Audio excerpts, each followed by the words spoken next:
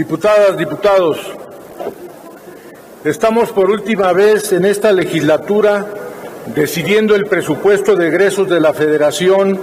para el tercer año del ejercicio del gobierno que se empeña en denominarse a sí mismo como la Cuarta Transformación. Es momento, por lo tanto,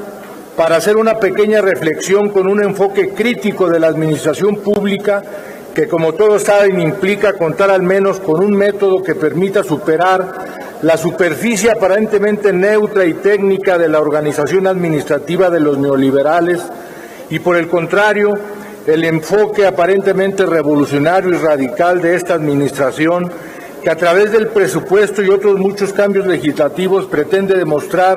que es parte integral de una especie particular de lucha de clases. No lo dice así, por supuesto, pero está implícita en su retórica permanente sobre los liberales, contra los conservadores, contra los de arriba, contra los fifís y los machuchones y señoritingos,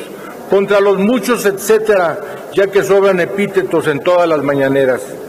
No se trata de hacer un análisis teórico profundo para demostrar la impertinencia del presupuesto. Basta sencillamente con mostrar la cara del gobierno que está a la vista de todos.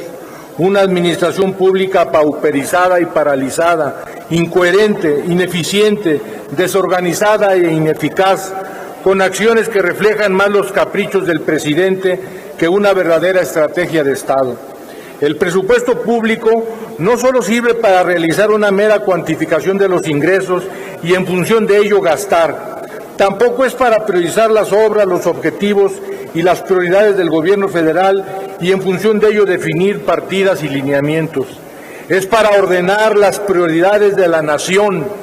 y ordenarlas coherentemente,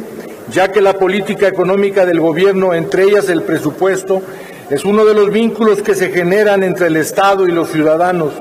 pero no el ciudadano aislado o atomizado, sino como parte de grupos organizados de las distintas y múltiples actividades económicas. Frente a este hecho, hoy vemos una propuesta de presupuesto que atiende más a las intenciones políticas y electorales del presidente, que pretenden trascender más allá del sexenio, pero que solo dividen y polarizan al país y dejan de lado los justos reclamos y necesidades estructurales. El presupuesto público no debe ser entonces un plan aritmético de distribución del gasto elaborado por políticos o por técnicos, sino que es una correa de transmisión hacia los distintos sectores sociales y productivos,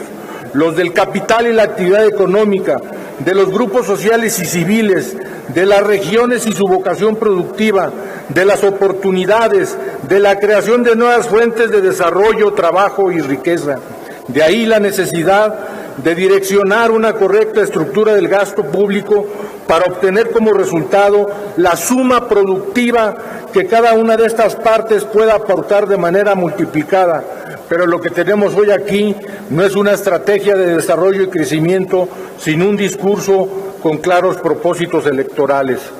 Este modelo de privilegiar la entrega de millones de cheques a los ciudadanos sí genera un vínculo, pero no sirve para terminar con la pobreza y la desigualdad. El propio presidente de la República anunció que en el 19 habría 7 millones de mexicanos beneficiados con estos programas sociales, 15 millones en el 2020, 22 millones en el 21, 27 en el 22 y 40 millones en el 24, como plan central de una estrategia transeccional. Entonces, el modelo de los presupuestos del 19, 20 y 21 no sirve como instrumento o herramienta que nos esté ayudando para una estrategia de un cambio verdadero para el desarrollo y crecimiento del país. Por ello, no tuvo efectos en el Producto Interno Bruto del 19 ni en el del 2020 tendrá que tras la cancelación del nuevo aeropuerto internacional de la Ciudad de México fuera sustituido por otro o el que se haya buscado un presupuesto equilibrado como la única forma de tranquilizar a los mercados. No dio resultados y la inversión privada se desplomó. No sirvió de nada tampoco de mantener esa misma fórmula vigente en el siguiente año. El triunfo de la coalición Haremos Historia cuyo rasgo principal es un cambio profundo en el ejercicio del poder y de la relación de este con los gobernadores, con los gobernados, los actores políticos y los agentes económicos, y de un neopresidencialismo y una nueva rectoría estatal de la economía, no ha implicado un cambio positivo en la orientación del modelo económico. Esta supremacía y preponderancia excepcional del Poder Ejecutivo ha implicado día a día tensiones que en diversos grupos de la sociedad,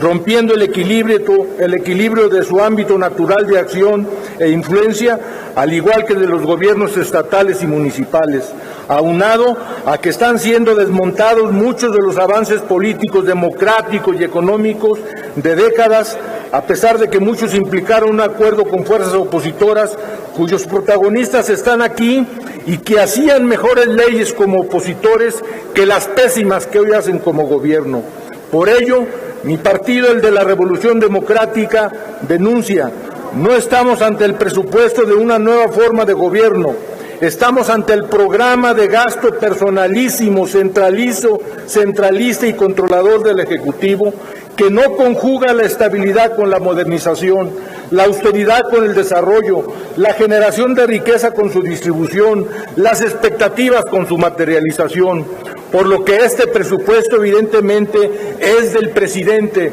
y él es su único dueño. Aunque el gobierno ha emprendido reformas sin precedentes para incrementar sus ingresos, estos no adecúan viejas disposiciones a las condiciones de un tiempo diferente, no reconstruyen el espacio institucional y normativo, no se avanza a una nueva refundación de leyes e instituciones. Por el contrario, hacen persistir y le dan continuidad a los viejos problemas y solo los agravan. Por eso al gobierno no le va nada bien prácticamente en ningún campo de la gestión pública. Los objetivos, programas, proyectos y actividades del presupuesto son inerciales en su mayoría. Muchas partidas indispensables simplemente desaparecen. Por ejemplo, la austeridad como política para eliminar fideicomisos y para lidiar contra el dispendio de la burocracia no combate los abusos, sino los usos mismos por los que destruye la función pública, ataca a los burócratas sin ninguna explicación y acaba por desmantelar al gobierno, expulsa el conocimiento y la experiencia y a final de cuentas lesiona al mismo Estado mexicano en una de sus más sensibles instituciones.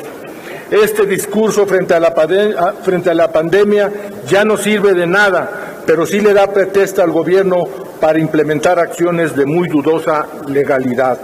No pueden ser revertidas ni atenuadas las consecuencias simbólicas y materiales de haber cancelado el aeropuerto. Además de ello, hay que enfatizar que el presupuesto supone poco menos del 25% del PIB, es decir, maneja una parte sí considerable de la economía que le permite ordenar, pero no sustituir, estimular y generar, y mucho menos reemplazar. No pueden ser revertidas ni atenuadas las consecuencias de construir sin solvencia económica, ambiental y técnica los 8 proyectos del sexenio: Santa Lucía, Refinería Tres Bocas, Tren Maya, Tren del Istmo, Internet, las 100 universidades, las plantas de fertilizantes. No pueden ser revertidas ni atenuadas las consecuencias de la descalificación de la deuda de Pemex y el desconcierto mundial sobre las garantías para la inversión externa en México. No pueden ser revertidas ni atenuadas las consecuencias de la desconfianza de los agentes económicos privados que han retraído la inversión, afectando los pronósticos del Producto Interno Bruto para todo este sexenio y los próximos años. Las reservas que propondrá el PRD buscan hacer ajustes al presupuesto por cerca de 50,000 millones de pesos, modificaciones que se traducirán directamente en más recursos para la salud,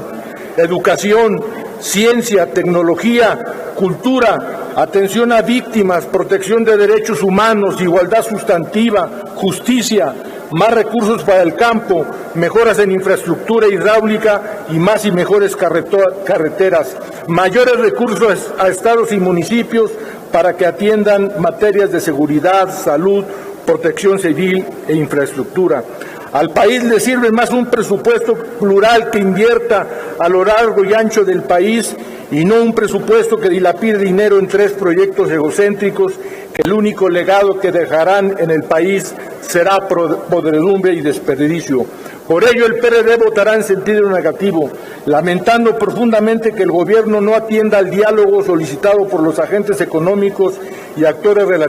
políticos tan relevantes como los gobernadores, y se está poniendo en riesgo el aporte de la izquierda en su conjunto para la necesaria transformación del país. Gracias por su atención, compañeros y compañeras diputados. Muchas gracias, diputado.